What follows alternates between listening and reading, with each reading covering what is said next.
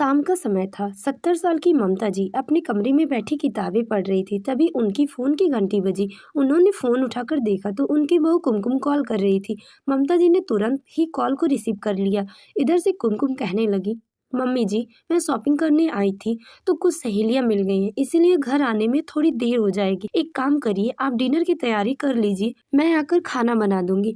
ममता जी ने धीरे से कहा, ठीक है बहू, तुम आराम से आओ, मैं खाने की तैयारी कर देती। उन्होंने गहरी सांस ली और उठी।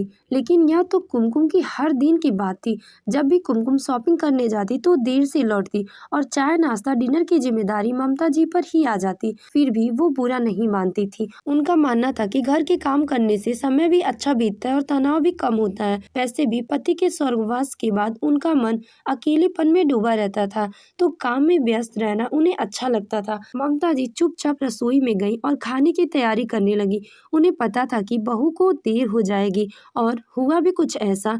रात के 8 बजे कुमकुम घर आई और थोड़ी देर बाद उनका बेटा सूरज भी आ गया। कुमकुम ने शॉपिंग बैग कमरे में रखी और हाथ मुंह धोकर डाइनिंग टेबल पर खाना लगाने लगी। सभी लोग डिनर कर रहे थे, लेकिन ममता जी गौर किया कि कुमकुम आंखों ही आंखों में सूरज से कुछ इशारा कर रही थी। सूरज ने शांत स्वर में कहा, माँ, वो कुमकुम की मम्मी की तबीयत आजकल ठीक नहीं रहती। ममता जी ने रोटी का कौर तोड़ते हुए कहा, तो क्या कुमकुम मायके जाना चाहती है कुछ दिनों के लिए? सूरज थोड़ा हिचकिचाते हुए बोला, नहीं माँ, कुमकुम के भैया भाभी तो विदेश में रहते हैं और उनकी मम्मी यहाँ अकेली रहती हैं। हम सोच रहे थे कि उन्हें यहाँ ले आए, हम सब एक साथ रहेंगे, उनकी देखभाल भी हो जाएगी। ममता जी ने गौर से बेटे और बहू का चेहरा देखा, फिर धीरे से बोली, बेटा, मुझे इस सब बात से कोई दिक्कत नहीं है।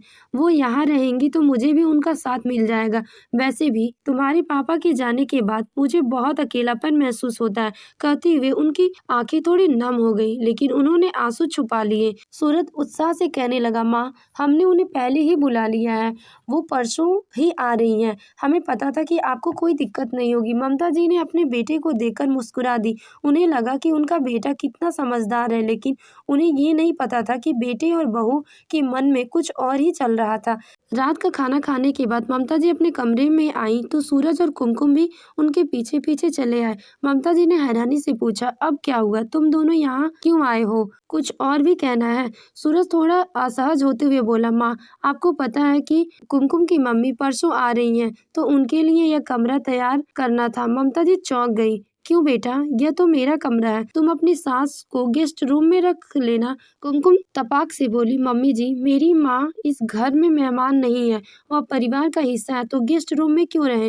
वैसे भी कोई मेहमान आ जाए फिर कहाँ रहेगा? ममता जी ने कड़ी स्वर में कहा, तो मैं कहाँ रहूंगी? सूरज बिना हिचके बोला, माँ, आप पीछे वाले स्टोर रूम में शिफ्ट हो जाइए, हमें आपका सारा सामान वहीं पहुंचा देंगे। साफ सफाई तो हमने पहले ही करवा दी है। ममता जी चौंक गई। ऐसा लगा वो बेहोश हो जाएंगी, लेकिन खुद को संभालते हुए बोली, बेटा, वो कमरा कोई कमरा थोड़ी है, वो तो स्टोर रूम है। उसमें मुझे वैसे ही जाने में डर लगता था, तो क्या मैं वहाँ रहूंगी? सूरज बेरुखी से बोला, हाँ, आपको वहीं रहना होगा, यह कमरा खाली कर दीजिए। बेटे की बात सुनकर ममता जी की आंखें भर आई। तभी उन्होंने देखा कि कुमकुम उनकी अलमारी के कपड़े निकालने लगी। ममता जी रोते हुए तेज आवाज में बोली, रुको बहू, यह तुम क्या कर रही हो? कुमकुम के हाथ रुक गए और वह गुस्से से ममता जी को घूरने लगी। सूरज ने सख्त लफ्ज में कहा, माँ, आपको एक बार में बात समझ नहीं आती क्या?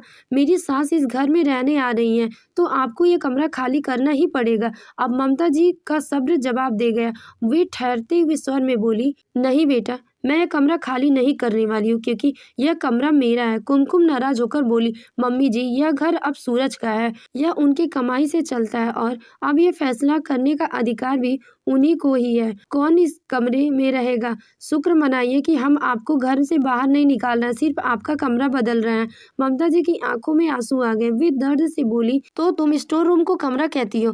क्या तुमने भी घर के बेकार सामान की तरह समझ लिया है, जिसकी अब कोई जरूरत नहीं है? सूरज झुंझलाकर बोला, माँ, इतनी बहस की जरूरत नहीं है। इस घर की मालिक अब मैं हूँ, और जो चाहूंगा वही होगा। अब ममता जी का सब्र टूट गया। वो गंभीर स्वर में बोली, बेटा, तुम्हारे पिताजी ने यह घर मेरे नाम कर दिया था। साल भर पहले जब वे बीमार थे तब उन्होंने कहा था कि बुढ़ापे पे किसी पर भरोसा नहीं करना चाहिए। आज समझ में आ रहा है कि वो ऐसा क्यों कहते थे। अगर उन्होंने घर मेरे नाम नहीं किया होता तो तुम लोग तो मुझे घर से निकाल ही देते। सूरज और कुमकुम हैरानी से एक दूसरे को देखने लगे। ममता जी ने आगे बोली, मैं तुम्हारी सास को यहाँ रहने से नहीं रोक रही, लेकिन मैं अपना कमरा भी नहीं छोड़ूंगी। अगर तुमने मेरा अपमान किया तो मैं तुम दोनों को इस घर से निकाल दूंगी और किराएदार रख लूंगी। अब सूरज और कुमकुम का चेहरे का रंग उड़ चुका था। वे घबराकर बोले, माँ हमें माफ कर दो, हमसे गलती हो गई। आपको अपना कमरा छोड़ने की जरूरत नहीं है, हम कुमकुम की मम्मी को गेस्ट रूम में रख लेंगे। इतना कहकर वे सिर झुकाकर कमरे के बाहर चले गए। ममता जी ने बेटे और बहू के कमरे से बाहर जाते देखा, लेकिन उनका दिल अंदर से टूट चुका था। जिस बेटे को उन्होंने अपने कलेजे से लगाकर बड़ा किया, उसकी खुशी के लिए खुद को तकलीफ दी, वही आज उन्हें घर से बेदखल करने पर तुला था। उनके चेहरे पर एक दर्द भरी मुस्कान उभर आई। उन्होंने अलमारी से अपने पति की तस्वीर निकाली और उसे सहलाते हुए बोली, तुम सही कहते थे, बुढ़ापे में किसी पर भरोसा नहीं करना चाहिए, लेकिन मैंने तो अपने बेटे पर किया था जो मेरी ही कोख का जन्मा था। उनकी आंखों से आंसू बह निकले। रात गहरी हो चुकी थी। ममता जी बिस्तर पर लेटी, लेकिन नींद नहीं आई।